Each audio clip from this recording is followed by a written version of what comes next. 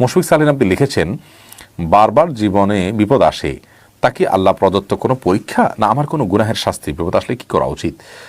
ভাই সালেহীন, প্রথম কথা হলো যে বিপদ বিভিন্ন কারণে আসে, আল্লাহর তরফ থেকে পরীক্ষা হতে পারে। আল্লাহ বলেছেন, ওয়ালানাবলুওয়ান্নাকুম বিশাইইম মিনাল খাউফি ওয়াল জু'i ওয়া নাকসিম মিনাল আমওয়ালি ওয়াল আনফুসি ওয়াস সামারাত।